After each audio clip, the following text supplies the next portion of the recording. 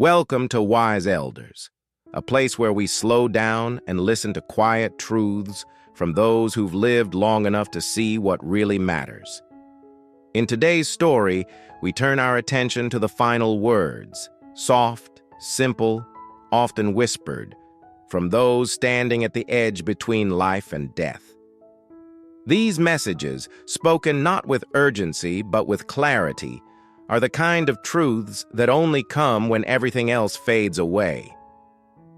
Not long ago, I visited a hospice facility on a quiet hill just outside the city, the kind of place where time seems to soften. No traffic noise, no rush, just wind, open windows, and the hush of people preparing to let go. There, I met a woman named Helen. She was 88 years old and had stopped eating 3 days earlier.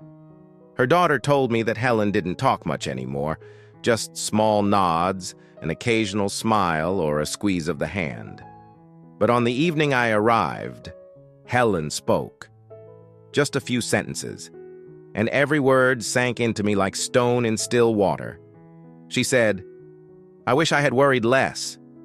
Most of the things I feared never happened. And even the ones that did weren't worth the years I spent fearing them." Then she smiled. Not the kind of smile that says, "Everything is fine," but the kind that says, "I've made peace with what isn't." Later that night, I couldn't sleep. I kept hearing her voice. I kept thinking about how much of my own life I'd spent worrying, about money, deadlines, reputation, the future, and I realized I never once asked myself what those worries would look like when I was 90 and no longer had time to waste.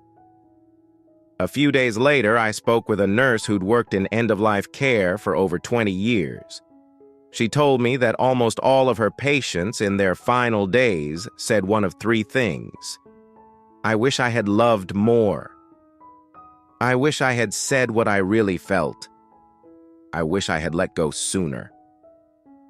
No one talked about achievements. No one cared about titles, awards, or followers. They just wanted more moments, more real connection.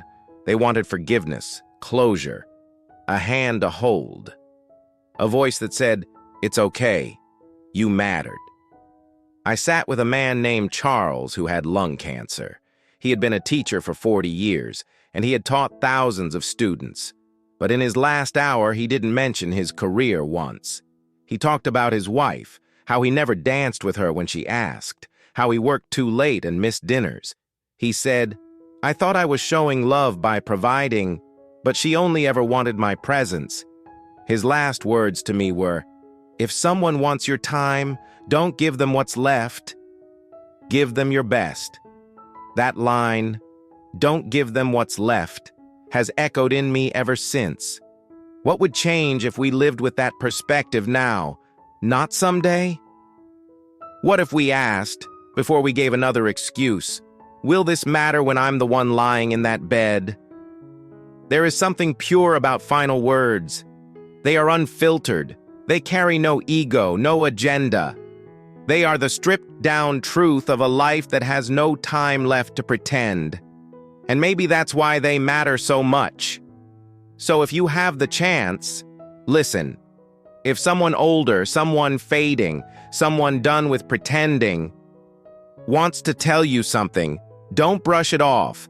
Don't turn away because it's uncomfortable or heavy, because maybe that weight is exactly what your life needs. The final things they say are often the first things we should have heard all along. If this story made you pause, even for a moment, share it with someone who matters to you.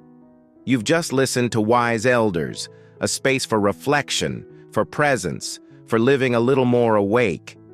Thank you for being here. I'll see you in the next episode.